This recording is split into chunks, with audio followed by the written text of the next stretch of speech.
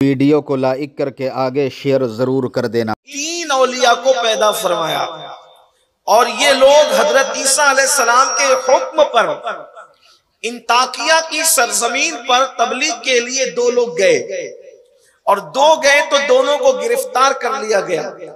मेरा ये उन्वान नहीं ना, मैं ये वाकया पूरा मुकम्मल करना चाहता हूँ, सिर्फ इशारा दे रहा हूँ। तफसील जिसको पढ़ना है सदुल अफाजिल फखरुल अमासिल अल्लामा सैयद नईमुद्दीन मुरादाबादी की तफसीर खजाइन इरफान की तरफ वो रुजू करे। ये 2 लोग तबलीग के लिए गए और ये बताना चाहते थे कि मरने के बाद तुम उठोगे। ईसा अलैहिस्सलाम जो दीन लेकर आए थे उसकी तरफ बुलाना चाहते थे, उनको कैद किया गया।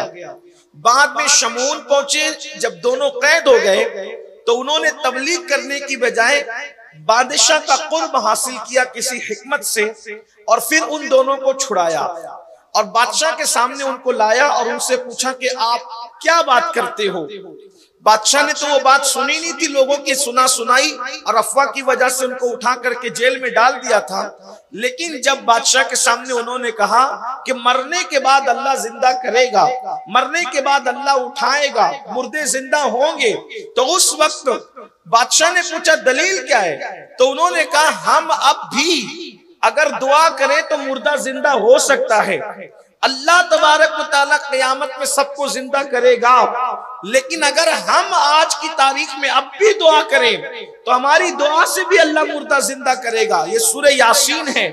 सबसे बड़ा ये मामला हमारे साथ है कि लोग हमें इसलिए बेवकूफ बनाते हैं कि हमें अरबी जबान नहीं आती या हम उसको पढ़ते नहीं हैं। सूरह यासीन कितनी मशहूर सूरत है, लेकिन जब उन लोगों ने ये बात कही तो ऐसा हुआ था कि किसी का इंतकाल हुआ था, बादशाह के मोहतमद के बच्चे का, और वो लाश लाई गई। उन्होंने दुआ की और जब दुआ की तो वो जिंदा हो गया और जिंदा हुआ तो उस वक्त उस मुर्दे ने जो जिंदा हुआ था उसने कहा कि जब इन्होंने मेरे लिए दुआ की मैं तो मर चुका था। तो उस वक्त ईसा अल्लाह की बारगाह में इनकी ताईद कर रहे थे कि मौला मेरे इन 3 भेजे हुए मुबल्लिगीन की लाज रखना, ये जो कहें उनकी बात को पूरा कर देना। तो उस वक्त बादशाह ने कहा ये तो 2 है और तू 3 की ताईद की बात करता है।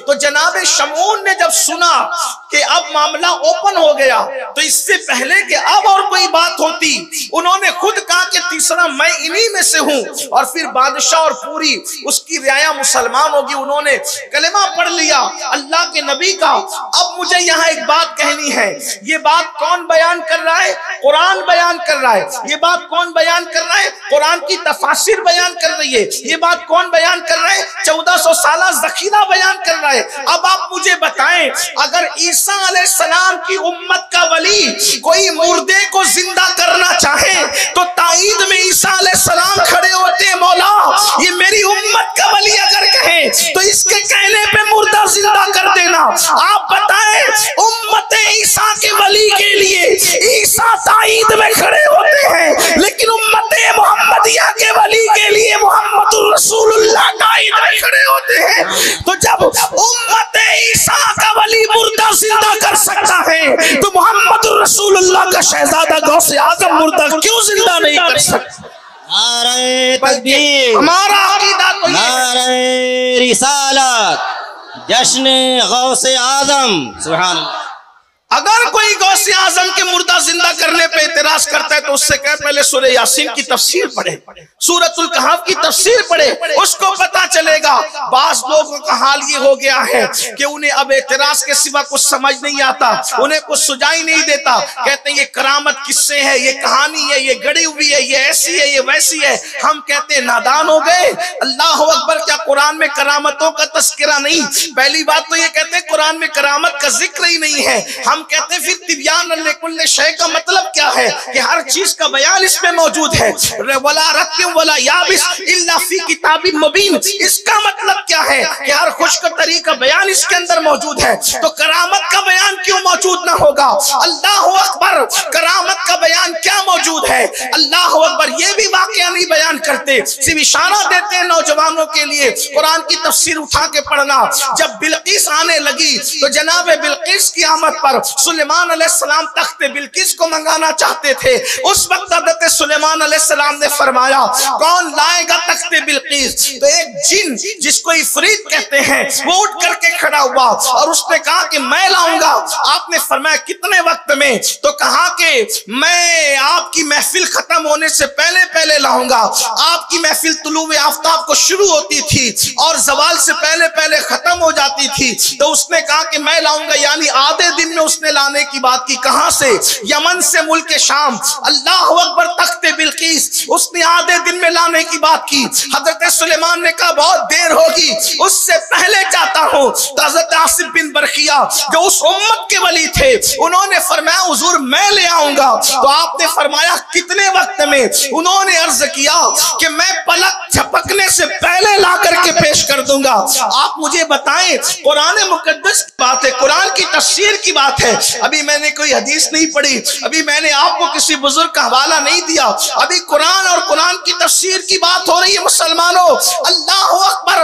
अब आप मुझे यहाँ बताएं, मैं थोड़ी सी बात अर्ज करना चाहता हूँ। सुलेमान अलैहिस्सलाम का उम्मती वली आसिफ बिन बरखिया कहते पलक के झपकते यमन से मुल्क शाम जो तख्त लाना है, इसका मतलब यहाँ से हटे भी नहीं और तख्ते बिल्किस पलक के झपकते ला रहे हैं। फिर उसके बाद वहां कोई सबूत नहीं मिलता कि हजरत आसिफ ने पूछा मोहल्ला कौन सा है, महल कहाँ है, इलाका कहाँ है, कौन सी गली में महल है, कुछ नहीं पूछा।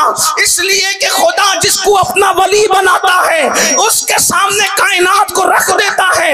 इसलिए कि जिसको तुम दोस्त बनाते हो अपने सारे राज उस पर खोल देते हो। तो खुदा जिसको दोस्ती का मकाम अता करता है उसके मनसब के एतबार से उसको अपने राजों से आगाह फरमा देता है। अल्लाह अकबर। और कुरान कह रहा है आसिफ बिन बरखिया ने तख्ते बिल्किस पलक के झपकते लाकर पेश कर दिया। हजरत सुलेमान अलैहिस्सलाम ने कहा हाज़ा मिन फज़्ल रब्बी, ये मेरे रब का फजल है। यानी जो उम्मती होता है वली, उसकी करामत नबी के मोजज़े का मजहर होती है। नबी जिस शान का होगा उसी शान की वली की करामतें होगी। अब आप मुझे बताएं, आसिफ उम्मती है, औलाद सुलेमान नहीं है। जब सुलेमान की उम्मती का ये मकाम है तो मोहम्मद रसूलुल्लाह का उम्मती भी है और उनकी औलाद भी है। गौसे आज़म के मर्तबे का आलम क्या होगा? अल्लाह सुभान नारे तकबीर। अगर पलक के झपकते तख्ते बिल्किस, अगर पलक के झपकते तख्ते बिल्किस वो ला करके पेश कर सकते हैं तो पलक के झपकते शेख अब्दुल कादिर जिलानी किसी की मदद करें तो तकलीफ क्या है? और फिर ये बात हम अपनी तरफ से नहीं कह रहे हैं, जब लोग बरेली का नाम भी नहीं जानते थे उस वक्त तो मुहक्किक अल इत्लाक शेख अब्दुल हक मुहद्दिस दहलवी अपनी शोरे आफाक किताब अशअतुल लम्हात में लिखते हैं कि 4 वली दुनिया में ऐसे हैं जो जिंदों की तरह तसर्रुफ करते हैं अपनी कमरों से। उनमें से शेख अब्दुल कादिर जिलानी भी है। ये अब्दुल हक मुहद्दिस दहलवी लिख रहे हैं अशअतुल लम्हात के अंदर कि जिंदों की तरह अपनी कब्र से तसर्रुफ करते हैं। अब यहाँ एक बात आपसे अर्ज करूं, कुरान ने आसिफ बिन बरखिया की शान बयान, तवज्जो करना, क्या शान बयान की? जिस आसिफ बिन बरखिया ने तख्ते बिल